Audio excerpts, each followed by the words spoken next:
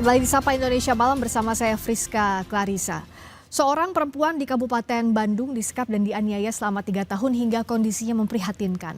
Pria yang diduga pelakunya telah ditangkap polisi. Lalu bagaimana Kementerian Pemberdayaan Perempuan dan Perlindungan Anak mengawal kasus ini? Bagaimana memastikan kasus seperti ini tidak akan terulang lagi? Kita langsung ulas bersama Menteri Pemberdayaan Perempuan dan Perlindungan Anak, Arifah Fauzi. Selamat malam, Bu Menteri. Selamat malam Mbak Friska, apa kabar? Kabar baik, terima kasih sudah bersedia hadir di Sapa Indonesia Malam, Bu Arifah. Bu Menteri, ini tentu kasus yang membuat kita semua prihatin dan marah sekaligus. Karena korbannya perempuan tidak berdaya selama 3 tahun. Pendampingan dari Kementerian PPPA terhadap korban sejauh ini seperti apa, Bu? Ya, terima kasih Mbak Friska, tapi sebelumnya saya menyampaikan turut prihatin atas kasus kekerasan dan penganiayaan yang dialami oleh seorang perempuan di Kabupaten Bandung. Setiap bentuk kekerasan terhadap perempuan merupakan pelanggaran hak asasi manusia yang tidak dapat ditoleransi dan harus ditangani secara serius. Kemudian langkah apa sih yang sudah dilakukan oleh Kementerian Pemberdayaan Perempuan dan Perlindungan Anak?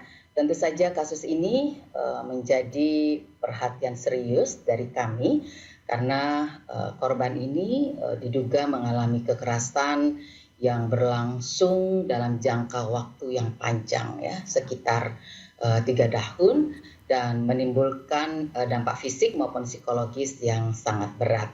Nah, dalam situasi seperti ini, keselamatan, kemudian pemulihan dan pemenuhan hak korban harus menjadi prioritas utama.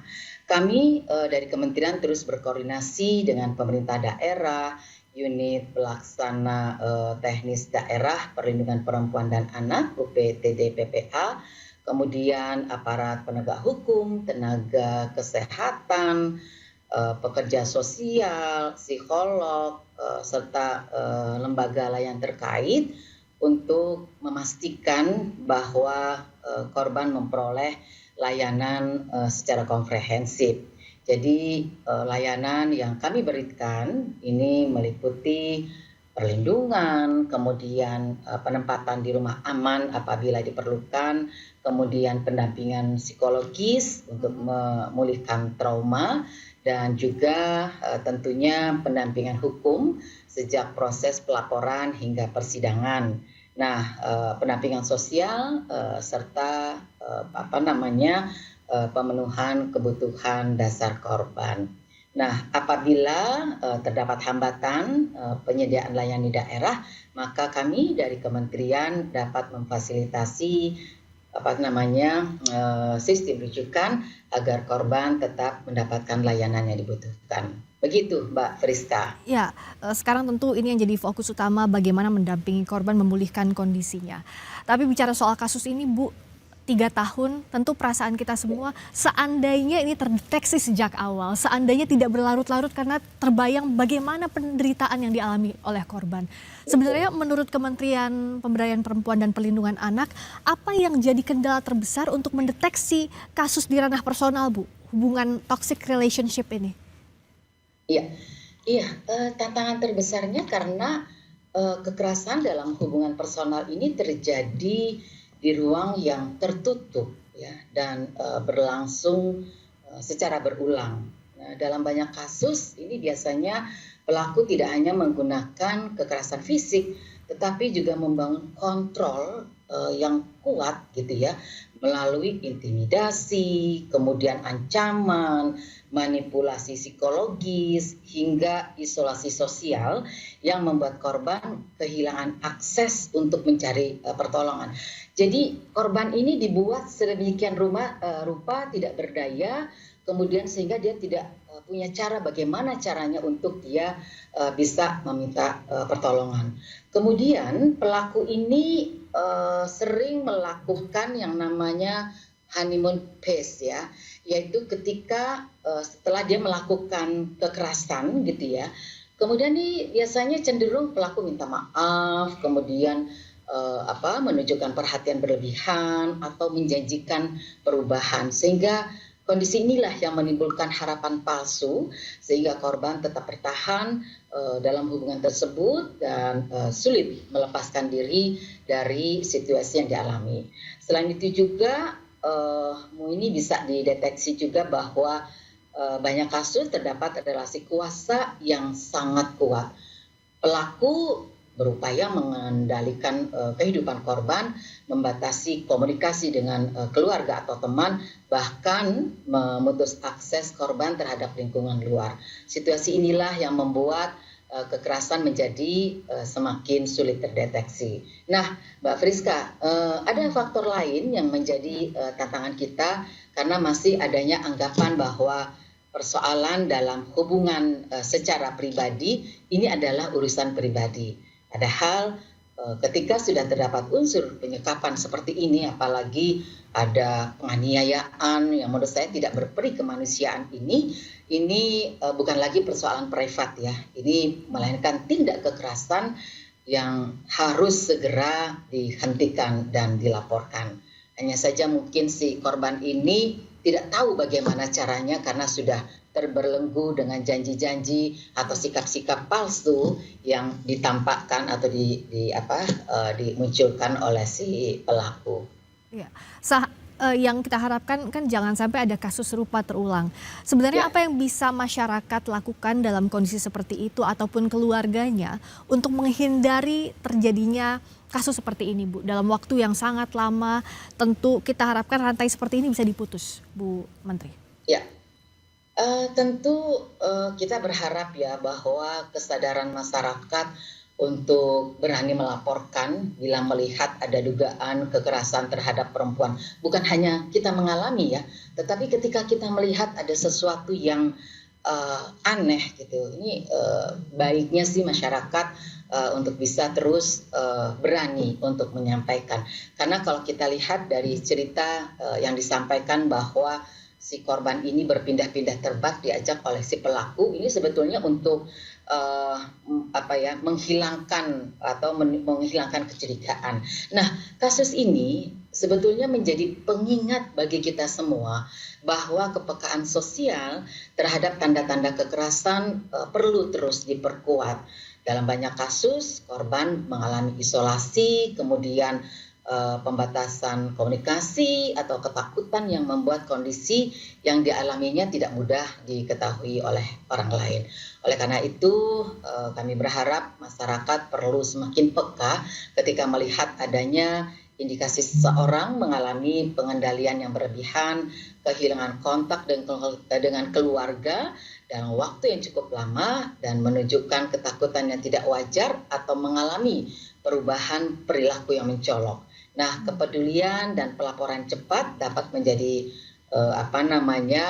faktor penting dalam mencegah kekerasan yang lebih berat serta bisa menyelamatkan korban lebih dini. Untuk jadi pelajaran bersama, Bu Menteri, bagaimana kalau Kementerian Pemberdayaan Perempuan dan Perlindungan Anak memiliki pola atau data soal kekerasan terhadap perempuan dalam hubungan privat selama ini seperti apa sih, Bu? Iya. Kami punya Simfoni, Mbak Friska. Simfoni itu adalah sistem informasi online. Bagaimana kami mendapatkan laporan kasus-kasus yang dilaporkan kepada kami secara online. Itu sepanjang tahun 2025 kami mencatat sebanyak 35.020 kasus kekerasan. Sedangkan ada sebanyak 36.920 korban perempuan dan anak. Pada tahun 2024 survei ini kami lakukan. Nah, kemudian berdasarkan survei pengalaman hidup perempuan yang kami lakukan tahun 2024, tercatat bahwa perempuan di usia 15 sampai dengan 64 tahun ini 1 dari 4 perempuan di Indonesia pernah mengalami kekerasan sepanjang hidupnya. Dan kekerasan yang paling banyak terjadi adalah kekerasan di dalam rumah tangga. Begitu juga dengan survei nasional yang kami lakukan terhadap pengalaman hidup anak dan remaja, bahwa anak usia 13 sampai 17 tahun ini 1 dari 2 anak pernah mengalami kekerasan sepanjang hidupnya. Nah, data ini menunjukkan bahwa kekerasan terhadap perempuan dan anak masih menjadi persoalan yang sangat dekat dengan kehidupan kita sehari-hari dan tentu saja memerlukan langkah penanganan yang lebih sistematis. Pengalaman penanganan berbagai kasus juga menunjukkan bahwa kekerasan dalam relasi personal ini tidak hanya berbentuk kekerasan fisik. Banyak juga korban yang mengalami kekerasan psikis, ancaman, pengendalian yang berlebihan, kekerasan seksual, hingga pembatasan kebebasan yang seringkali dianggap sebagai bentuk perhatian atau rasa kasih sayang. Nah, pelajaran yang penting Mbak Friska yang bisa kita ambil adalah bahwa hubungan yang sehat ini harus dibangun atas dasar kesetaraan, penghormatan, kemudian rasa aman. Jadi cinta tidak boleh dijadikan alasan untuk mengontrol, mengisolasi, mengintimidasi, ataupun melakukan kekerasan terhadap pasangan. Jadi kasus ini menunjukkan pentingnya edukasi mengenai relasi yang sehat sejak dini, baik di lingkungan keluarga, satuan pendidikan, maupun masyarakat. Karena pemahaman tentu berbeda, kondisinya juga berbeda, bagaimana negara menjemput bola agar edukasi ini bisa efektif, agar korban kekerasan ini punya keberanian, punya rasa aman untuk melapor, Bu. Karena dalam berbagai kasus tentu ini yang jadi kendala, tidak berani untuk melapor karena berada dalam kungkungan. Iya, tentu saja kami terus memperkuat sistem perlindungan yang berpihak kepada korban melalui regulasi, layanan, dan mekanisme penanganan yang semakin mudah diakses. Tentu saja melalui Undang-Undang Tindak Pidana Kekerasan Seksual, korban dijamin haknya untuk memperoleh penanganan, perlindungan, dan pemulihan secara komprehensif tanpa diskriminasi. Salah satu yang kami lakukan adalah sosialisasi berbagai kanal pengaduan agar semakin dikenal dan mudah diakses oleh masyarakat. Salah satunya adalah untuk masyarakat dimanapun Anda berada, bila melihat atau mengalami kekerasan, jangan lupa, jangan ragu untuk melapor. Salah satunya melalui layanan SAPA, Sahabat Anak dan Sahabat Perempuan dan Anak di 129, atau juga bisa melalui WhatsApp di 08 111 129 129. Jadi sekali lagi untuk masyarakat yang melihat atau mengalami kekerasan bisa langsung telepon ke 129 atau melalui WhatsApp di 08 111 129 129. Selain itu, kami juga terus memperkuat layanan UPTD PPA di berbagai daerah, tentu saja tujuannya agar korban dapat memperoleh pendampingan yang cepat, terintegrasi, dan berperspektif korban. Jadi memang ada beberapa layanan dari kementerian kami, tapi lembaga-lembaga lain juga mempunyai kanal layanan untuk masyarakat bisa melapor atau menyampaikan kekerasan yang dialaminya. Ya, kita berharap untuk kasus di Bandung, Jawa Barat, korban segera pulih, kasusnya juga berjalan usut tuntas. Di sisi lain juga semakin banyak perempuan yang dirangkul oleh negara ya Bu ya, agar tidak menjadi korban dalam kasus yang serupa. Ya. Ibu Menteri, terima kasih banyak atas waktunya di Sapa Indonesia Malam. Menteri Pemberdayaan Perempuan dan Perlindungan Anak Arifah Fauzi. Terima kasih Bu Menteri.